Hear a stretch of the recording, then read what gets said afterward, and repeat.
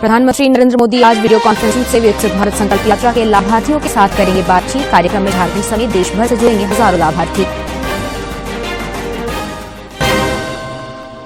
जमशेदपुर सांसद विद्युत वर्ण महतो को मिलेगा संसद महारत्न पुरस्कार। संसद रत्न से सम्मानित होंगे 5 सांसद।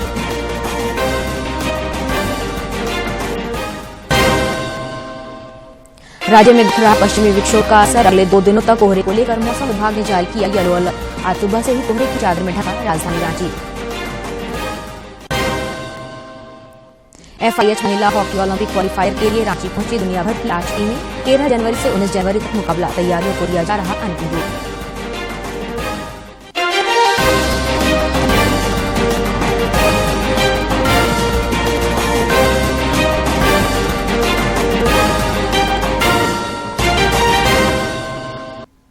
नमस्कार, खबरें झारखंड में आपका स्वागत है। मैं हूं कामिनी और अब समाचार विस्तार से।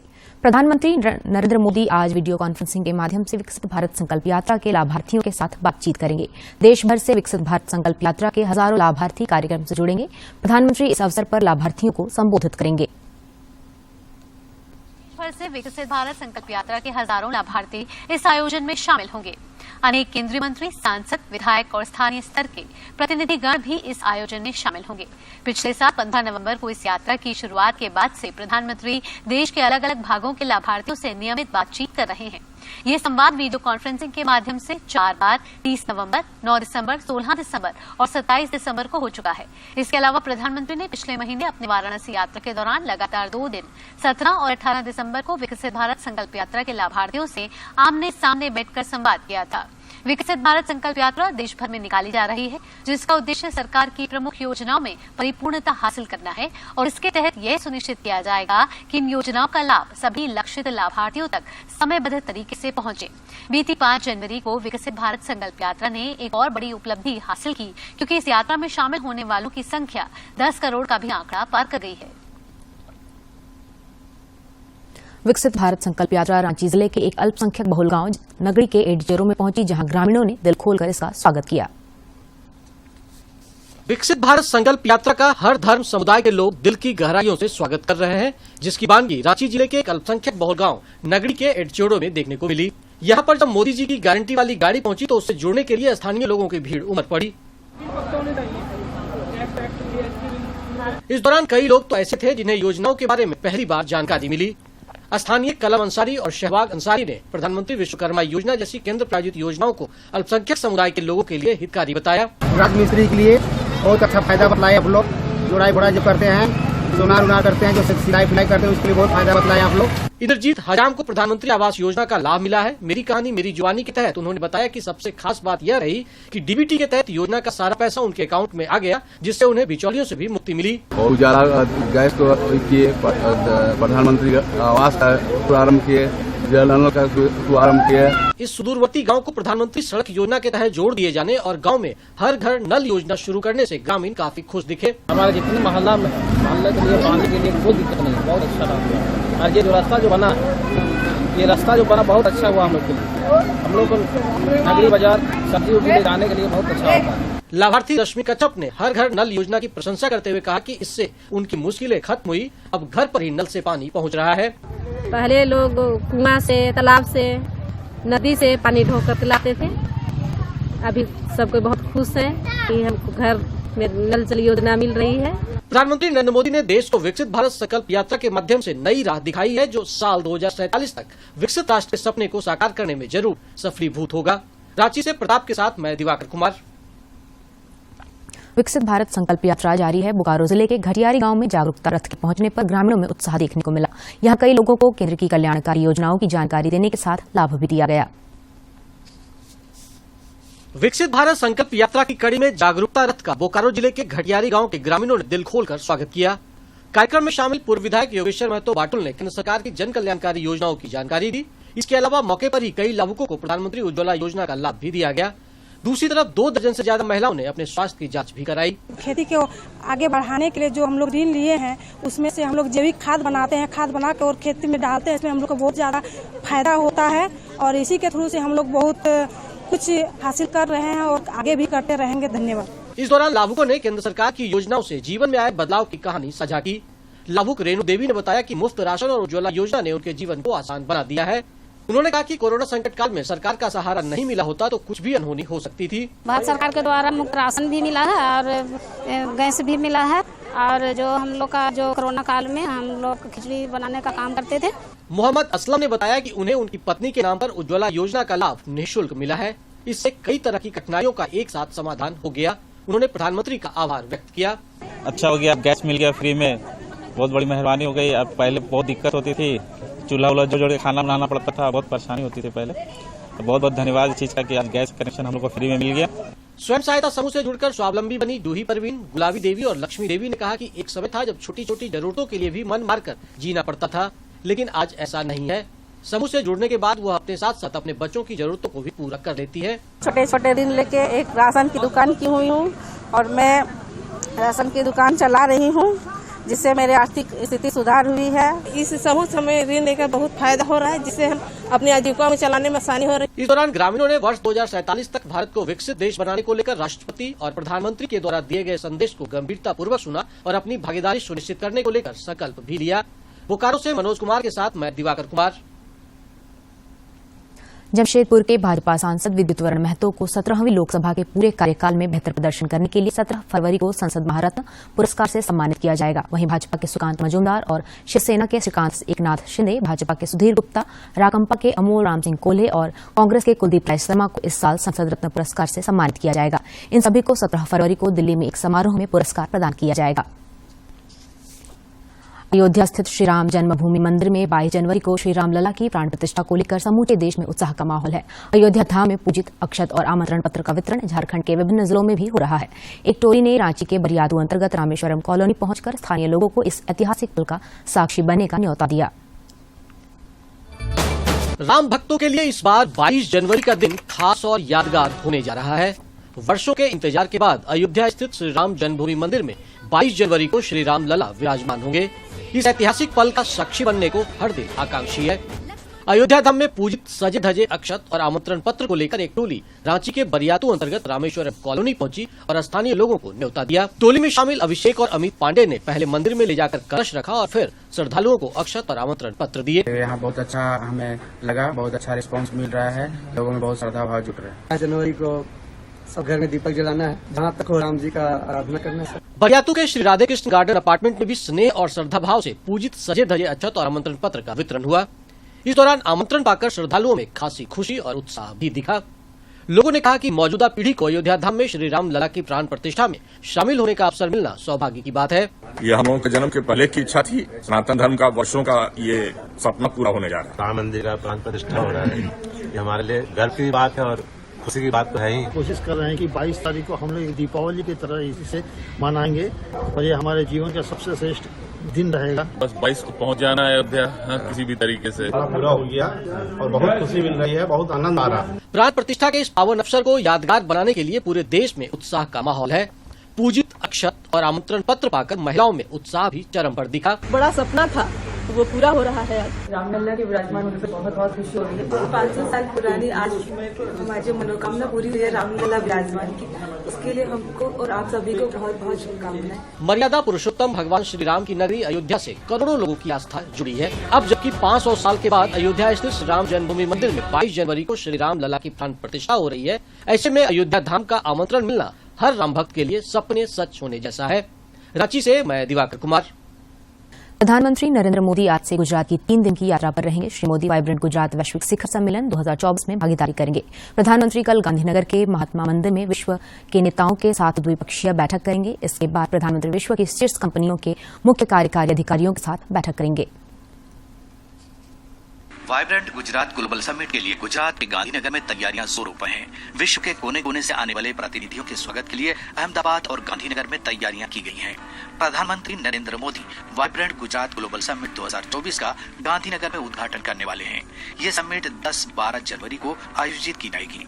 प्रधानमंत्री नरेंद्र मोदी शीर्ष वैश्विक कंपनियों के मुख्य कार्यकारी अधिकारियों के साथ बैठक भी करेंगे। इस वर्ष समिट की थीम है गेटवे टू द फ्यूचर।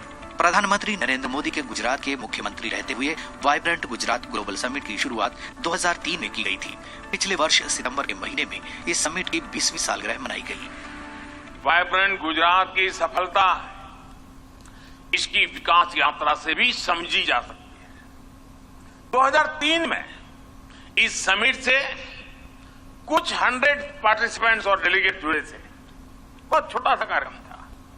आज 40,000 से ज्यादा पार्टिसिपेंट्स और डेलीगेट्स इस समिट में हिस्सा लेने के लिए आना शुरू हुए। 2003 में इस समिट में सिर्फ गिनती भर देशों का पार्टिसिपेशन था। आज 135 देश इसमें पार्टिसिपेट करते हैं। 2003 में इस समिट की शुरुआत में 30 के आसपास एग्जीबिटर्स आए थे। अब 2000 से अधिक एग्जीबिटर्स इस समिट में आते हैं। यह समिट हर 2 वर्ष में एक बार आयोजित की जाती है, लेकिन कोरोना काल ने इस समिट के आयोजन को 2 बार टाल दिया। आज वाइब्रेंट गुजरात ग्लोबल समिट समावेशी वृद्धि और सतत विकास के लिए व्यापक सहयोग, ज्ञान साझाकरण और रणनीतिक साझेदारी के लिए सबसे प्रतिष्ठित वैश्विक मंचों में से एक के रूप में विकसित हुई है, जिसका प्रमाण है कि इस वर्ष के शिखर सम्मेलन में 34 भागीदार देश और 16 भागीदार संगठन भाग ले रहे हैं। मेघना देव की रिपोर्ट, टीडी न्यूज। प्रधानमंत्री ने कहा है कि नए आपराधिक कानून बनाए जाने से आपराधिक न्याय प्रणाली में महत्वपूर्ण परिवर्तन हुआ है। उन्होंने कल जयपुर में राजस्थान इंटरनेशनल सेंटर में 3 दिवसीय अखिल भारतीय पुलिस महानिदेशक और महानिरीक्षक सम्मेलन को समापन सत्र को संबोधित किया। प्रधानमंत्री ने कहा है कि नए कानून सबसे पहले नागरिक, सबसे पहले सम्मानित और सबसे पहले न्याय की भावना के अनुरूप तैयार किए गए हैं। जयपुर में पुलिस महानिदेशकों और महानिरीक्षकों के अखिल भारतीय सम्मेलन का समापन हो गया। प्रधानमंत्री नरेंद्र मोदी की मौजूदगी में पुलिस के समक्ष चुनौतियां और आंतरिक सुरक्षा पर विस्तार से चर्चा हुई। 3 दिवसीय सम्मेलन में साइबर अपराध, पुलिस व्यवस्था में प्रौद्योगिकी, आतंकवाद विरोधी चुनौतियां, वामपंथी उग्रवाद, जेल सुधार और आंतरिक सुरक्षा जैसे मुद्दों पर विचार विमर्श किया गया। नए आपराधिक कानूनों के कार्यान्वयन के लिए रोड मैप भी सम्मेलन के प्रमुख एजेंडे में शामिल था। इसके अलावा पुलिस व्यवस्था और सुरक्षा में भविष्य के विषयों जैसे आर्टिफिशियल इंटेलिजेंस और डीप फेक जैसी नई प्रौद्योगिकियों द्वारा उत्पन्न चुनौतियों और उनसे निपटने के तरीकों पर भी चर्चा हुई। उपराजधानी दुमका में संतालों के महापर्व सोहराय पर्व की धूम मची हुई है। गांव से लेकर शहर तक संताल समाज के लोग इस पर्व को धूमधाम से मनाने में जुटे हैं। पेश है एक रिपोर्ट। मंदर, ढोल, तामक और नगाड़े की थाप, घुंघरुओं के रुंझुन बोल और लोक गीतों की लय पर पारंपरिक परिधान, पंची और पोढ़न में नाचते, थिरकते और झूमते संताल समाज के लोग इन दिनों अपना सबसे बड़ा पर्व सोहराय मना रहे हैं। संताली लोक गीतों में जिसे हाथी जैसा पर्व यानी बहुत बड़ा पर्व कहा गया है, उसकी शुरुआत हो गई है। संताल समाज में भाई बहन के प्रेम, सामाजिक सौहार्द और भाईचारे की भावना से ओतप्रोत सोहराय पर्व समारोह का आयोजन दुमका के पुलिस लाइन मैदान में किया गया। समारोह में संताल परगना के डीआईजी संजीव कुमार और दुमका के पुलिस अधीक्षक पीताम्बर सिंह खेरवार ने खास तौर पर हिस्सा लिया। डीआईजी संजीव कुमार ने कहा कि सोहराय पर्व मानव जाति को प्रकृति से जोड़ता है और ये पर्व एक ऐसा पर्व है जो ट्रेडिशनल भी बहुत इम्पोर्टेंट है, लोगों को एक दूसरे से जोड़ता है, लोग एक दूसरे से मिलकर के खुशी मनाते हैं। यह 5 दिनों का त्योहार है। इसका समापन मकर संक्रांति के दिन होगा। इस दौरान अलग अलग तिथियों में 5 दिनों का अनुष्ठान होगा। यह पर्व पहले दिन गोड़टांडी में देवताओं की पूजा से शुरू होता है और 5वें दिन बिझा टांडी में शिकार के साथ संपन्न होता है। इन 5 दिनों के दौरान संताल समाज के लोग मारांगबुरु, जाहिर एरा, गोसाई एरा आदि देवी देवताओं, पशुधन, प्रकृति, कृषि उपज, जंगल, पहाड़, पेड़ पौधों की पूजा करते हैं, नाचते गाते हैं और खूब जश्न मनाते हैं। दुमका के एसपी पीताम्बर सिंह खेरवार ने कहा कि सोहराय पर्व संताल समाज की सांस्कृतिक पहचान है। का पर्व जो है कि सारे जो खेती के बाद धान उन काट लिए, उसके बाद अपना लाए, उसके बाद इसमें जो पशुधन है विशेषकर उनकी भी पूजा होती है। उनको थैंक्स, उनको एक लक्ष्मी के रूप में उनका पूजन किया जाता है और उनका आभार व्यक्त किया जाता है कि कैसे उनके जीवन में, जनजातियों के जीवन में पशु पक्षियों का क्या अहम रोल है, उनको भी याद करने के लिए परंपरागत रूप से ट्रेडिशनली ये सोहराय पर्व मनाते हैं। बहरहाल आदिवासी समाज के नैसर्गिक और उन्मुक्त जीवन की झलक प्रस्तुत करने वाला सोहराय पर्व गैर आदिवासी समाज के लोगों को भी खूब आकर्षित कर रहा है और सांस्कृतिक साहचर्य का संदेश दे रहा है। दुमका से आरके नीरद की रिपोर्ट। और अब कारोबार जगत की कुछ महत्वपूर्ण खबरों पर डालते हैं एक नजर। देश की मजबूत आर्थिक बुनियाद को लेकर आशान्वित एफपीआई ने जनवरी के पहले सप्ताह में शेयर बाजार में करीब 4,800 करोड़ रुपए डाले हैं। डिपॉजिटरी के आंकड़ों के मुताबिक समीक्षाधीन अवधि में एफपीआई ने ऋण या बॉन्ड बाजार में भी 4,000 करोड़ रुपए लगाए हैं। जियोजित फाइनेंशियल सर्विसेज के मुख्य निवेश और नीतिकार वीके विजय कुमार का कहना है कि 2024 में अमेरिका में ब्याज दरों में लंबे समय तक गिरावट की उम्मीद है, जिससे एफपीआई अपनी खरीदारी बढ़ाएंगे। खासकर आम चुनावों से पहले नए साल के शुरुआती महीनों में उनका निवेश बढ़ेगा। उन्होंने कहा कि इसके अलावा 2024 में ऋण बाजार में भी एफपीआई का प्रभाव अच्छा रहने की उम्मीद है। आंकड़ों के मुताबिक विदेशी पोर्टफोलियो निवेशकों ने इस महीने 5 जनवरी तक भारतीय शेयरों में 4,773 करोड़ रुपए का शुद्ध निवेश किया है। इससे पहले दिसंबर में उन्होंने शेयरों में 66,134 करोड़ रुपए और नवंबर में 9,000 करोड़ रुपए डाले थे। कुल मिलाकर बीते साल यानी 2023 एफपीआई ने भारतीय बाजारों में 2.4 लाख करोड़ रुपए का निवेश किया है। इसमें से 1.71 लाख करोड़ रुपए का निवेश शेयरों में और 68,663 करोड़ रुपए का ऋण या बॉन्ड बाजार में रहा। नेशनल पेंशन सिस्टम यानी एनपीएस और अटल पेंशन योजना एपीवाई से साल 2023 में 97 लाख नए लोग जुड़े हैं। इसके साथ ही 31 दिसंबर 2023 तक इन दोनों पेंशन योजनाओं का कुल सब्सक्राइबर बेस 7.03 करोड़ पहुंच गया है। इनमें से 5.3 करोड़ लोग अटल पेंशन योजना से जुड़े हुए हैं। इस योजना का एसेट अंडर मैनेजमेंट यानी एयूएम की अगर हम बात करते हैं तो ये 33,034 करोड़ रुपए गया है। Pension fund regulatory and development authority यानी पीएफआरए के चेयरमैन दीपक मोहंती के मुताबिक साल 2023 में रिकॉर्ड संख्या में सब्सक्राइबर जुड़े हैं। एनपीएस और एपीवाई का कुल एयूएम 10.9 लाख करोड़ रुपए पहुंच गया है। इसमें सालाना आधार पर 27.9% की बढ़ोतरी दर्ज की गई है। इसमें कॉर्पोरेट कर्मचारियों का योगदान 5.4 लाख करोड़ रुपए रहा है। साथ ही केंद्र सरकार के कर्मचारियों का योगदान 3.1 लाख करोड़ रुपए रहा। उन्होंने उम्मीद जताई कि मार्च 2024 के अंत तक पेंशन फंड का एयूएम 12 लाख करोड़ रुपए तक पहुंच जाएगा। पीएफआरडीए ने पेंशन में नियोक्ता के योगदान को प्रोविडेंट फंड के बराबर लाने की सिफारिश की है। कर्मचारी के प्रोविडेंट फंड में नियोक्ता का योगदान वेतन का 12% तक जाता है। इसकी अधिकतम लिमिट 7.5 लाख है। इस योगदान पर मिलने वाला ब्याज टैक्स फ्री है, जबकि नेशनल पेंशन सिस्टम में सैलरी का 10% योगदान ही नियोक्ता कर सकता है। फिलहाल एनपीएस में नियोक्ता का योगदान वेतन का 10% और पीएफ में 12% है। पीएफआरडीए के चेयरमैन दीपक मोहंती का कहना है कि हमने एनपीएस में नियोक्ता के योगदान को ईपीएफ के बराबर 12% करने की मांग की है। हमारा लक्ष्य से 14% तक ले जाने का है। सरकारी कर्मचारियों के लिए नियोक्ता का 14% तक योगदान टैक्स फ्री है। रांची में 13 से 19 जनवरी तक FIH महिला हॉकी ओलंपिक क्वालिफायर का आयोजन किया जा रहा है। इसे लेकर सभी टीमें रांची पहुंच चुकी हैं। कल जापान और न्यूजीलैंड की महिला हॉकी टीम रांची पहुंची, जिसका एयरपोर्ट पर भव्य स्वागत किया गया। पेरिस ओलंपिक्स 2024 में जगह बनाने के लिए FIH महिला हॉकी ओलंपिक क्वालिफायर में 8 टीमें Bharat, Germany, New Zealand, Japan, Chile, America, Italy और चेक रिपब्लिक मैदान में उतरेंगी। इनमें शीर्ष टीम 3 ओलंपिक के लिए क्वालिफाई करेंगी। सभी मुकाबले रांची के मरांगगोम के Jaipal Singh astroturf hockey stadium में खेले जाएंगे।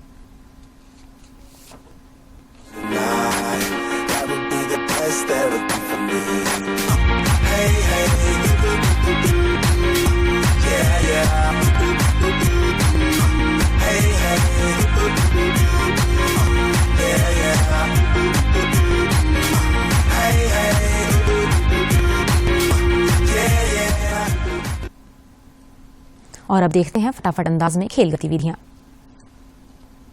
भारतीय क्रिकेट टीम से बाहर चल रहे चेतेश्वर पुजारा ने रणजी ट्रॉफी में झारखंड के खिलाफ नाबाद 243 रनों की पारी खेली। पुजारा ने फर्स्ट क्लास करियर का 17वां दोहरा शतक जमाया। वे फर्स्ट क्लास क्रिकेट में सबसे ज्यादा डबल सेंचुरी जमाने वाले भारतीय बल्लेबाज हैं। एलआर श्रीहरि ने चेन्नई ओपन अंतर्राष्ट्रीय ग्रैंडमास्टर शतरंज टूर्नामेंट का खिताब जीत लिया है। वो बेलारूस के एलेक्सेई फेदोरोव से अंतिम दौर में ड्रॉ खेलकर चैंपियन बने। श्रीहरि के नाम 7 जीत रही और उन्होंने 3 बाजियां ड्रॉ की। दिग्गज टेनिस खिलाड़ी राफेल नडाल चोट के कारण साल के पहले ग्रैंड स्लैम ऑस्ट्रेलियन ओपन से हट गए हैं। नडाल टेनिस कोर्ट पर वापसी करने के 1 सप्ताह बाद फिर चोटिल हो गए हैं। शीर्ष वरीयता प्राप्त अमेरिका की कोको गॉफ ने लगातार दूसरी बार ऑकलैंड टेनिस क्लासिक का खिताब अपने नाम कर लिया है। खिताबी मुकाबले में गॉफ ने एलिना स्वांतेलिना को 3 सेट में 6-7, 6-3, 6-3 से हराने में सफलता पाई।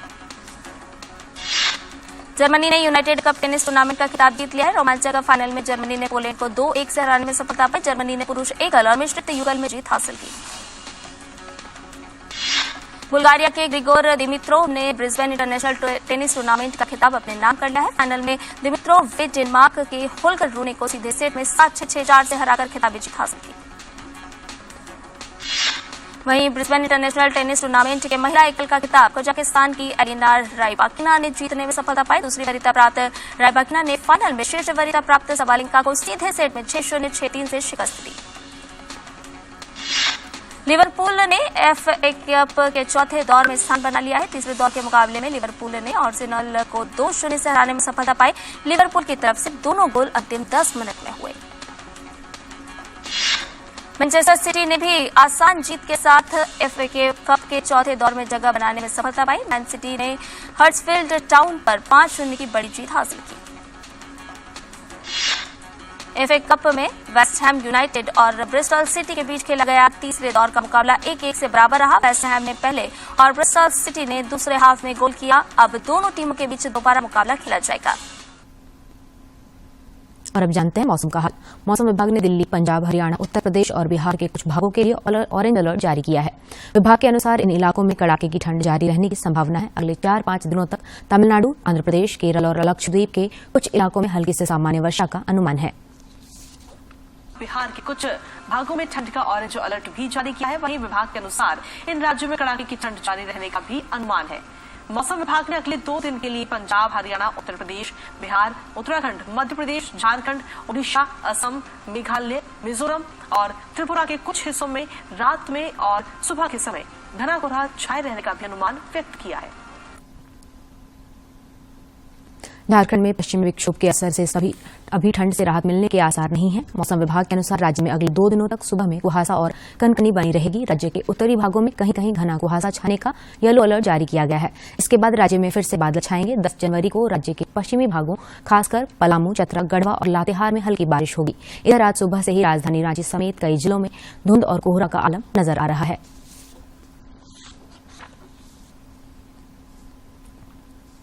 दूरदर्शन झारखंड पर पल पल की खबरों से जुड़े रहने के लिए आप हमारे social media platform X, Facebook और यूट्यूब से जुड़ सकते हैं, क्योंकि खबरों से जितना बाखबर रहना जरूरी है, उससे ज्यादा जरूरी है सटीक, संतुलित और निष्पक्ष समाचार। हमारा X हैंडल है DD न्यूज झारखंड और फेसबुक पेज है RNU DDK। आप हमें YouTube channel Jharkhand DD news पर भी देख और सुन सकते हैं।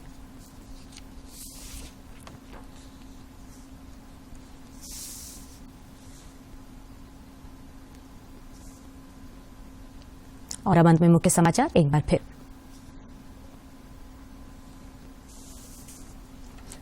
प्रधानमंत्री नरेंद्र मोदी आज वीडियो कॉन्फ्रेंसिंग से विकसित भारत संकल्प यात्रा के लाभार्थियों के साथ करेंगे बातचीत। कार्यक्रम में झारखंड समेत देश भर से जुड़ेंगे हजारों लाभार्थी। जमशेदपुर सांसद विद्युत वर्ण महतो को मिलेगा संसद महारत्न पुरस्कार। संसद रत्न से सम्मानित होंगे 5 सांसद।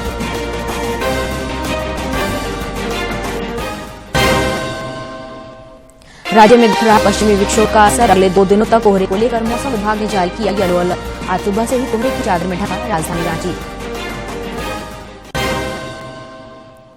FIH महिला हॉकी ओलंपिक क्वालिफायर के लिए रांची पहुंची दुनिया भर की 8 टीमें। 13 जनवरी से 19 जनवरी तक मुकाबला। तैयारियों को दिया जा रहा अंतिम रूप।